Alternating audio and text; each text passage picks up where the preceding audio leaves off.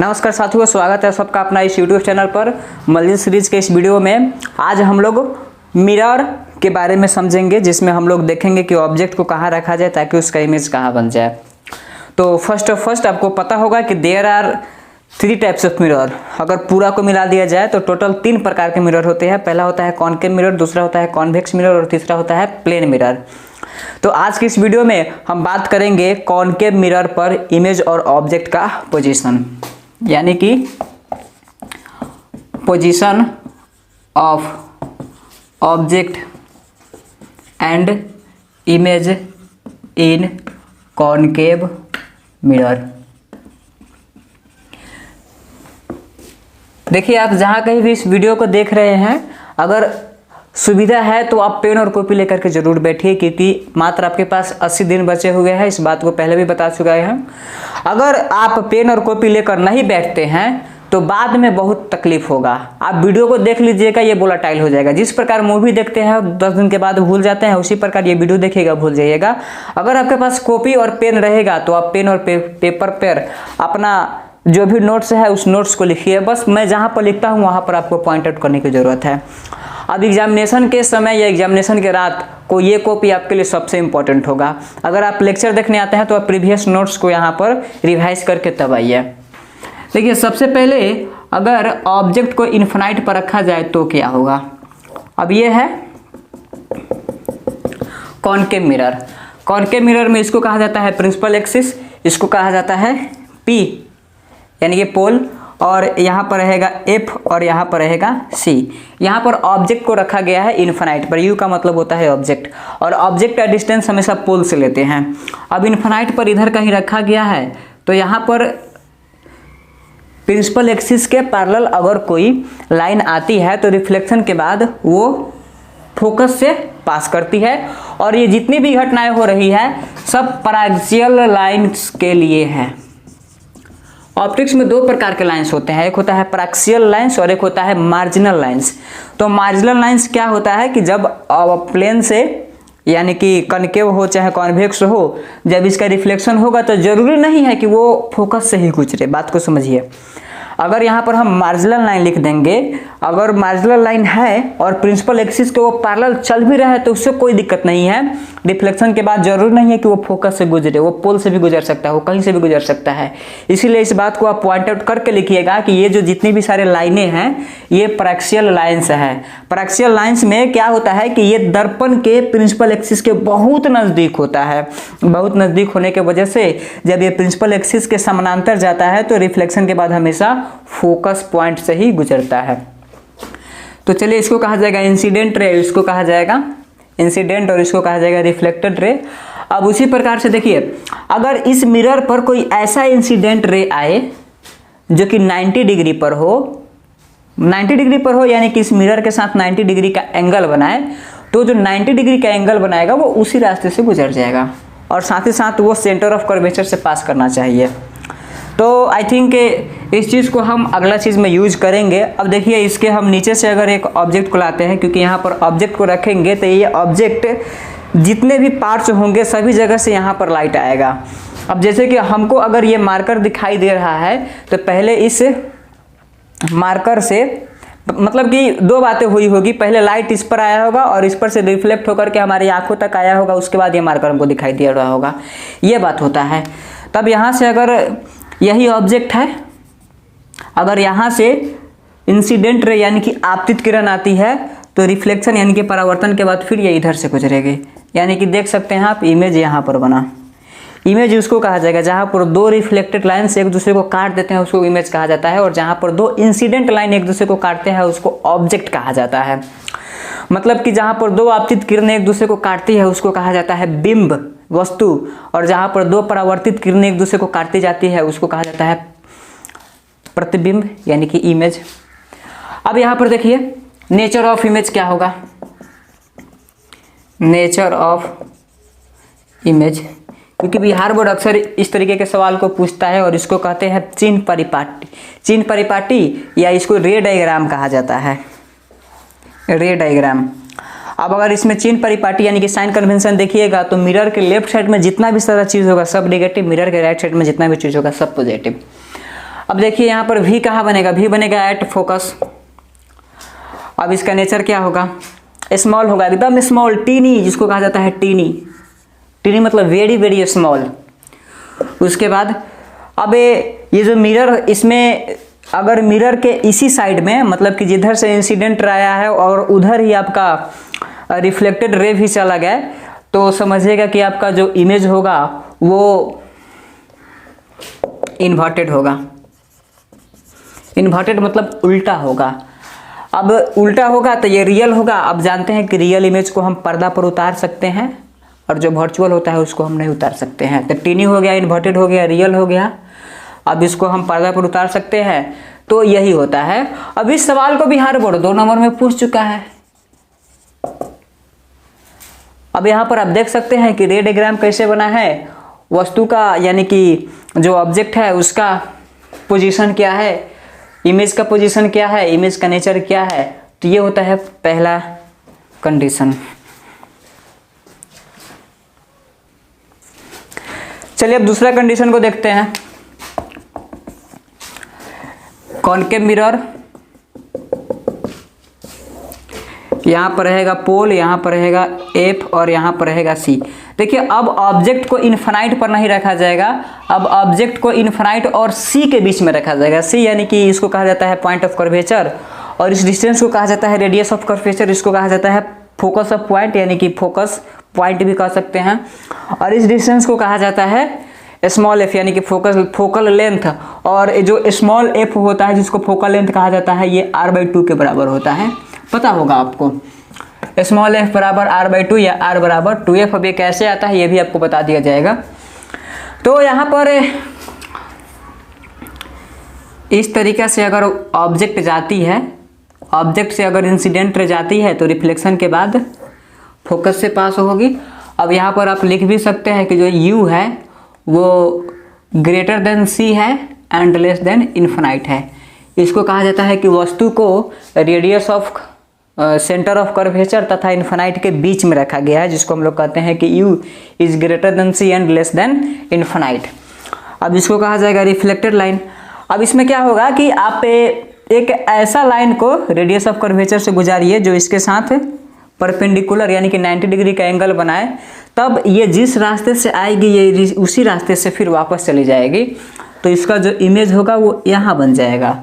अब आप देख सकते हैं कि अगर v को देखा जाए, v तो ये f से ज़्यादा है और c से कम है, यानी कि जो इमेज का पोजीशन होगा उसको कहा जाएगा कि ये f तथा c के बीच में बनेगा।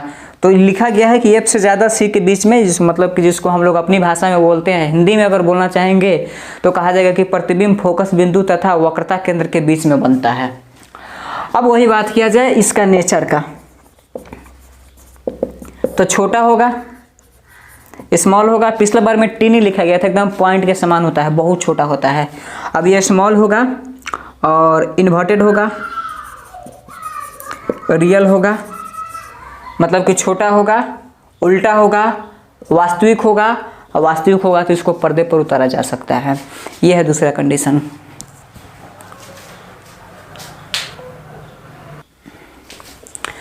चलिए बात करते हैं कंडीशन नंबर 3। अब क्या करना है, ऑब्जेक्ट को u को c पर रखना है। अब c पर रखेंगे तो क्या होगा, देखिए कॉनकेव मिरर, यहाँ p है, यहाँ f है, यहाँ c है। पहला क्या था कि ऑब्जेक्ट को इन्फिनाइट पर रखे थे, दूसरा में क्या था कि ऑब्जेक्ट को इन्फिनाइट और c के बीच में रखें। अब क्या करेंगे, ऑब्जेक्ट को एकदम c पर रख देंगे डिक्टो। तो ये इंसिडेंट रे है, रिफ्लेक्टेड रे है। उसी प्रकार से अगर देखा जाए,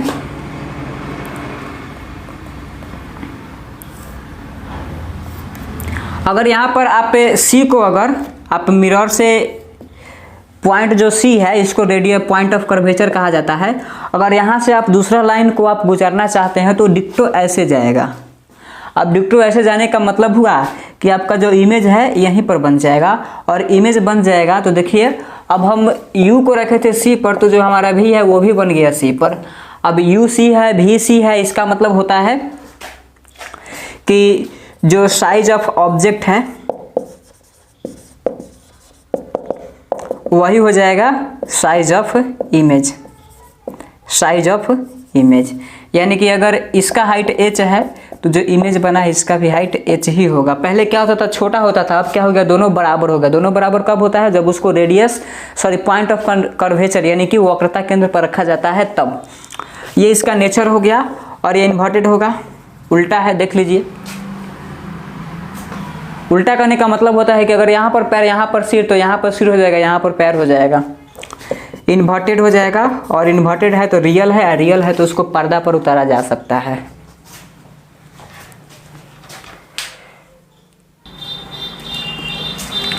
चलिए अब देखते हैं चौथा कंडीशन को। सी पर रख दिया गया है। अब सी तथा एफ के बीच में रखा जाएगा ऑब्जेक्ट को, तो यू रखा जाएगा एफ से ज़्यादा और रखा जाएगा सी से कम। तो देखिए यहाँ पर कॉनकेव मिरर है, इसमें प्रिंसिपल एक्सिस है, यहाँ पर पी है, यहाँ पर एफ है, यहाँ पर सी है और यहाँ पर रखा गया है ऑब्जेक्ट को। तो ऑब्जेक्ट ये हो गया इंसिडेंट रे और ये हो गया रिफ्लेक्टेड रे। अब ऐसा हो गया तो फिर क्या होगा कि जो ऑब्जेक्ट होता है ना, उस ऑब्जेक्ट से एक ऐसा रे गुजारना होता है जो कि क्या बोलते हैं इसको, पॉइंट ऑफ कर्वेचर। ऑब्जेक्ट से आप उसको एक ऐसा लाइन गुजारिए जो कि पॉइंट ऑफ कर्वेचर से पास करे। तो पॉइंट ऑफ कर्वेचर से यहाँ से पास करेगा ये।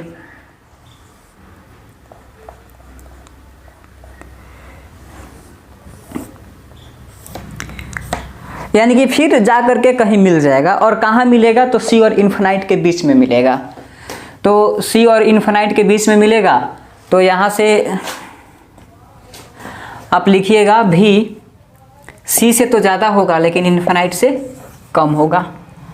जब इसका नेचर की बात की जाए तो नेचर में क्या होगा, अब देखिए यहाँ पर मान लेते हैं कि ये मिल गया, यहाँ पर मिल गया, तो अगर इसका इमेज होगा, तो अगर यहाँ पर h है और यहाँ पर h2 है, तो देख सकते हैं कि h2 का हाइट h1 से बहुत ज़्यादा है। तो कहा जाता है कि जो इमेज होगा ना, नेचर ऑफ इमेज, जो इमेज होगा वो लार्जर साइज का होगा। अभी भी ये रियल ही है, रियल है तो इन्वर्टेड है, इन्वर्टेड है, रियल है, वास्तविक प्रतिबिंब बना है तो वास्तविक प्रतिबिंब को पर्दे पर उतारा जा सकता है। तो ये आपका है चौथा कंडीशन।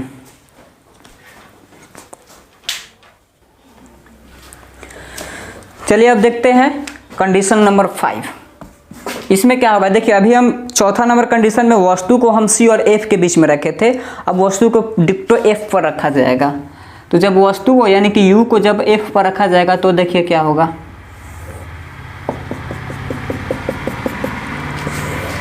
इसको कहा जाएगा प्रिंसिपल एक्सिस, इसको कहा जाएगा पी, यहाँ पर रहेगा एफ जिस पर वस्तु को रखना है और यहाँ पर रहेगा सी, यानी कि अब ऑब्जेक्ट को रखा जाएगा यहाँ रखिएगा, तो ये ऐसे जाएगा और यहाँ से आपको एक लाइन को गुजारना है, जो कि ऑब्जेक्ट से आप एक ऐसे लाइन को गुजारिए जो कि सी से पास हो। तो इसका जो इंसिडेंट रे होता है उसी रास्ते इसका रिफ्लेक्टेड रे भी हो जाता है। अब देखिए कि ये दोनों अभी तो मिल नहीं रहे हैं क्योंकि दोनों पैरेलल लाइन से हैं, और पैरेलल लाइंस कहाँ तक जाते हैं, इन्फिनाइट तक जाते हैं। ये पैरेलल लाइंस जाएंगे इन्फिनाइट तक जाएंगे, इन्फिनाइट पर जाकर कहीं मिलेंगे, तो इसको कहा जाता है कि जो भी है वो इन्फिनाइट पर बनेगा। अब यहाँ पर एक खास बात आता है, जब वस्तु को हम इन्फिनाइट पर रखें तो प्रतिबिंब फोकस पर बन गया, और जब वस्तु को हम फोकस पर रखें तो प्रतिबिंब इन्फिनाइट पर बन गया। तो अगर ऐसा कोई पॉइंट, अगर कोई ऐसा दो पॉइंट हो जिसमें एक पर वस्तु को रखे तो दूसरा पर प्रतिबिंब मिल जाए, या दूसरा पर वस्तु को रखे तो पहला पर प्रतिबिंब मिल जाए, तो इस तरीके के पॉइंट को कहा जाता है कॉन्जुगेट फोकस। कॉन्जुगेट फोकस, तो याद रखिएगा इस चीज़ को, जिसको हिंदी में आई थिंक संयुग्मी फोकस कहा जाता है। संयुग्मी फोकस, संयुग्मी फोकस यानी कि कॉन्जुगेट फोकस का मतलब होता है कि दो पॉइंट लीजिए, अगर पहला पर वस्तु को रखे तो दूसरा पर प्रतिबिंब मिल जाए, और दूसरा पर वस्तु को रखे तो पहला पर प्रतिबिंब मिल जाए, इसको कहा जाता है कॉन्जुगेट फोकस। सबसे अच्छा एग्जाम्पल होता है इन्फिनाइट तथा फोकस। इन्फिनाइट पर अगर वस्तु को रखिएगा तो आपको प्रतिबिंब फोकस पर मिल जाएगा, अगर फोकस पर वस्तु को रखिएगा तो आपको प्रतिबिंब इन्फिनाइट पर मिल जाएगा। यानी कि इसका जो एग्जाम्पल होगा इन्फिनाइट एंड फोकस, ये कंजुगेट फोकस है। इसमें आप वस्तु को रखिएगा तो प्रतिबिंब इस पर मिल जाएगा, इस पर आप वस्तु को रखिएगा तो प्रतिबिंब इस पर मिल जाएगा। अगर यहाँ पर नेचर ऑफ इमेज की बात करें,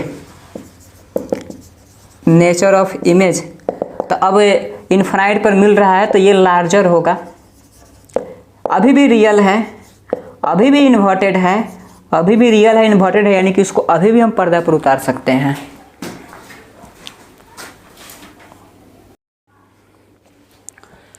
चलिए अब देखते हैं लास्ट कंडीशन को। ये कंडीशन बहुत ही इंपॉर्टेंट है, सवाल इस पर बहुत पूछा हुआ है बिहार बोर्ड। अब जो हमारा वस्तु होगा U, इसको P से ज़्यादा और F से कम, यानी कि जो पोल होगा और जो फोकस पॉइंट होगा उसके बीच में अगर ऑब्जेक्ट को रखते हैं तो उसका इमेज कहाँ बनेगा। तो बना लीजिए पहले डायग्राम। कॉनकेव मिरर, यहाँ पर रहेगा P, यहाँ पर रहेगा F और यहाँ पर रहेगा C। यहाँ पर रखना है वस्तु को, तो इंसिडेंट रे, उसके बाद हो जाएगा ये रिफ्लेक्टेड रे। और जब आप यहाँ से गुजारिएगा यानी कि C से जब ये पास होगा तो देखिए जैसे जैसे ये दूर जा रहा है ना, देखिए पहले क्या था, पहले ऐसे था और जैसे जैसे आगे जा रहा है ना ऐसे ऐसे ऐसे ऐसे ऐसे ऐसे ऐसे ऐसे फैलते जा रहा है।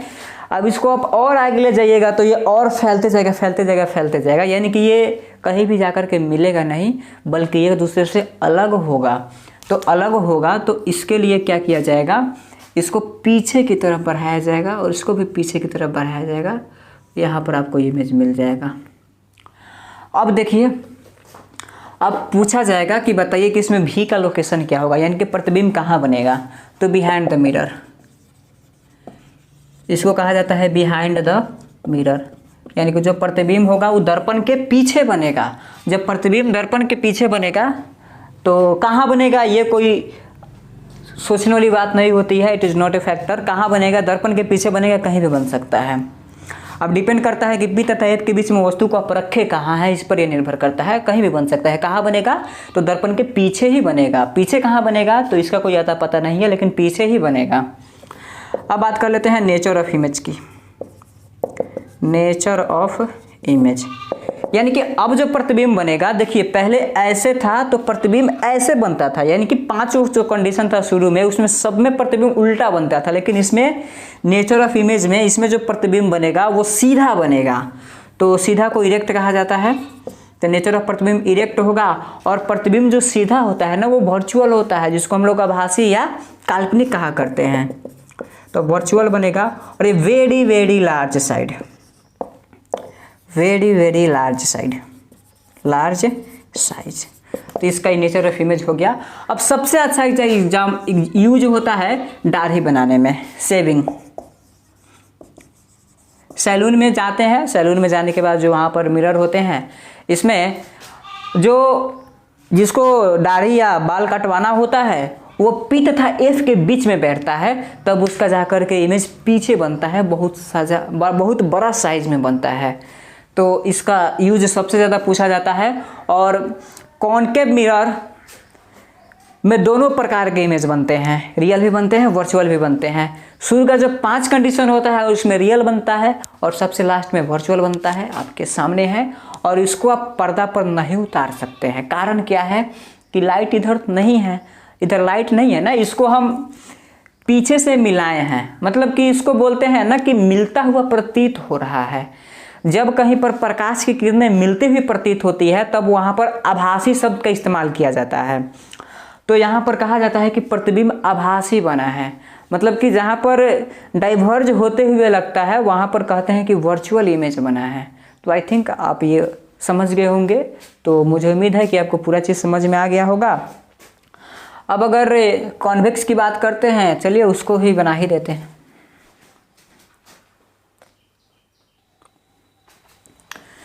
अब बात कर लेते हैं कॉन्वेक्स मिरर का। तो कॉन्वेक्स मिरर में जो कॉन्वेक्स मिरर में जो रिफ्लेक्टेड सरफेस होता है वो उठा हुआ रहता है, जिसको हम लोग ऐसे बनाते हैं। तो इसमें ऑब्जेक्ट को रखेंगे इन्फिनाइट पर। जब ऑब्जेक्ट को इन्फिनाइट पर रखेंगे तो इसको कहेंगे प्रिंसिपल एक्सिस, यहाँ पर रहेगा P। अब यहाँ पर इन्फिनाइट पर कोई ऑब्जेक्ट है, इधर से आया और इधर रिफ्लेक्ट हो गया, तो इसको हम पीछे की तरफ मिलाते हैं तो इसको कहते हैं मिलता हुआ प्रतीत होना। मिलता हुआ प्रतीत होना मतलब इट सिम्स टू इंटरसेक्ट। ये एक्चुअल में इंटरसेक्ट नहीं करता है, इसको हम मिलता हुआ प्रतीत कराते हैं। ये लग रहा है कि इधर जाएगा लेकिन इसको पीछे की तरफ हम मिला लेते हैं, तो इसी कारण यहाँ पर इमेज जो बनता है वो वर्चुअल हो जाता है, काल्पनिक हो जाता है, आभासी हो जाता है। तो यहाँ पर हो जाएगा फोकस और यहाँ पर हो जाएगा सी। अब यहाँ पर अगर एक और लाइन आ जाए तो ये हो जाएगा आपतित किरण, ये हो जाएगा परावर्तित किरण, तो ये पीछे की तरफ ऐसे मिलेंगे, यानी कि इमेज यहाँ पर बन गया।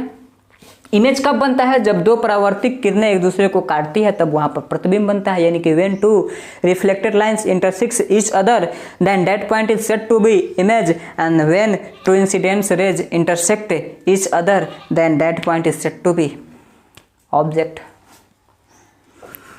तो यहाँ पर भी हो जाएगा एट एफ, मतलब फोकस बिंदु पर ही प्रतिबिंब बन जाएगा। अब ये रियल नहीं होगा, अगर इसका नेचर देखा जाए, नेचर ऑफ इमेज का, तो नेचर ऑफ इमेज में ये रियल नहीं होगा, ये होगा वर्चुअल। इरेक्ट साइज में तो बहुत छोटा होगा, साइज में बहुत छोटा होगा।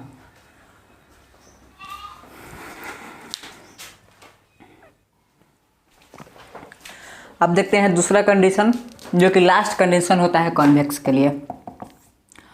ऑब्जेक्ट को आप इन्फिनाइट एंड पी के बीच कहीं भी रखें। ऑब्जेक्ट को इन्फिनाइट और पी के बीच आप कहीं भी रखिए, सब जगह इमेज का पोजीशन, नेचर सेम होता है।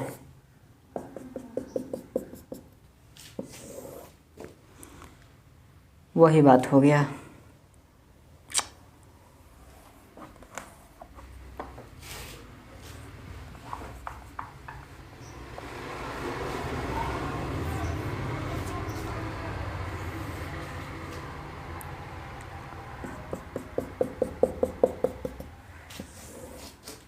यहाँ P होगा, यहाँ F, सॉरी, यहाँ F होगा, यहाँ C होगा।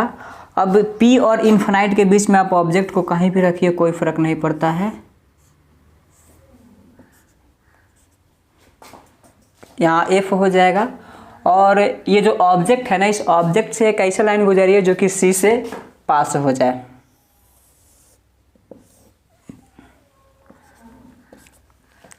तो इमेज बन गया यहाँ।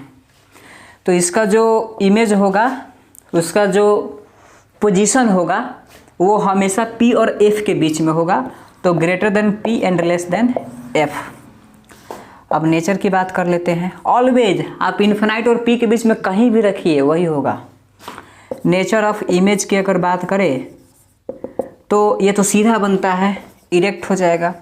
काल्पनिक बनता है तो वर्चुअल हो जाएगा, काल्पनिक यानी कि आभासी, और साइज में छोटा होता है। इसी कारण होता है कि इसको हम लुकिंग ग्लास में यूज करते हैं। लुकिंग ग्लास, लुकिंग ग्लास आप देखते होंगे बाइक में, जो सामने फ्रंट पर हमारा जो ग्लास होता है उसको लुकिंग ग्लास कहा जाता है, क्योंकि दूर दूर के वस्तु को ये नज़दीक लाता है और बड़े बड़े वस्तुओं को भी छोटा करके दिखा देता है। इससे पता चलता है कि जितने भी सारे ऑब्जेक्ट्स होंगे ना, उसको छोटा छोटा छोटा छोटा करके लगभग सबको दिखा देगा। इसी कारण इसका यूज किया जाता है लुकिंग ग्लास में। अब इसी में आपको आता है लेटरल इन्वर्जन। लेटरल इन्वर्जन का डिफिनेशन बिहार बोर्ड बहुत बार पूछ चुका है, जिसको हम लोग पढ़ते हैं पार्श्विक विस्थापन। पार्श्विक विस्थापन पूछा जाता है कि पार्श्विक विस्थापन से आप क्या समझते हैं। देखिए, लेटरल इन्वर्जन में क्या होता है कि आप इमेजिन कीजिए कि आप किसी आईने के सामने खड़े हैं, आप किसी दर्पण मिरर के सामने खड़े हैं। जैसे कि हम लोग के घर में अक्सर होता है गोदरेज में एक मिरर लगा हुआ रहता है, तो उसके सामने जब आप खड़े होकर के आप अपने दाहिना हाथ को उठाइएगा तो लगेगा कि मेरा बायां हाथ उठ रहा है। अब उस दर्पण के सामने खड़े होकर अगर आप अपने बायां हाथ उठाएंगे तो लगेगा कि दाहिना हाथ उठ रहा है। तो इसी को कहा जाता है पार्श्विक विस्थापन, यानी कि दाएं को बाएं और बाएं को दाएं दिखाना ही पार्श्विक विस्थापन कहा जाता है। यही कारण है कि गाड़ी पर रोगी वाला गाड़ी पर एम्बुलेंस उल्टा लिखा हुआ मिलता है। एम्बुलेंस उल्टा लिखा हुआ मिलता है, यही कारण है। अब देखिए, अब आपके आगे एक गाड़ी है, आपके पीछे एक गाड़ी है, बीच में आप खुद हैं, जिसमें बगल में एम्बुलेंस भी है, ठीक है। आगे भी गाड़ी है, पीछे भी गाड़ी है, बीच में आप है और उसी के बगल में एक एम्बुलेंस है। तो एम्बुलेंस का जो आगे वाला शीशा होता है उस पर एम्बुलेंस उल्टा लिखा हुआ रहता है। इसके पीछे के कारण क्या है? तो इसके पीछे के कारण है पार्श्विक विस्थापन यानी कि लेटरल इन्वर्जन। अगर एम्बुलेंस उल्टा लिखा हुआ मिले तो सामने वाला जो आदमी होगा उसको अपने ग्लास में उल्टा लिखे हुए एम्बुलेंस का भी उल्टा दिखाई देगा। तो जिंदगी का एक असूल होता है, याद रखिएगा, अगर दो चीज़ को उल्टा कर दीजिएगा तो सीधा हो जाएगा। बहुत बड़ी लाइन है, आप इस चीज़ को गौर कीजिएगा। अगर दो चीज़ है, अगर आप उसको उल्टा कर दीजिएगा, अगर किसी भी चीज़ को अगर आप 2 बार उल्टा कर दीजिएगा तो फिर वो सीधा हो जाएगा। तो एम्बुलेंस एक बार शीशा पर पहले ही से उल्टा लिखा हुआ था, एक बार दर्पण में दिखाई देगा तो उल्टा दिखाई देगा। तो एक चीज़ को अगर आप 2 बार उल्टा कर देते हैं तो सीधा हो जाएगा। तो यही कारण है कि एम्बुलेंस पर एम्बुलेंस उल्टा लिखा हुआ मिलता है। बहुत ही क्रूशियल क्वेश्चन है, हर जगह इसका यूज होता है, आप लोगों ने कहीं पढ़ा होगा। तो ये किसके कारण होता है? तो ये होता है लेटरल इन्वर्जन यानी कि पार्श्विक विस्थापन के कारण।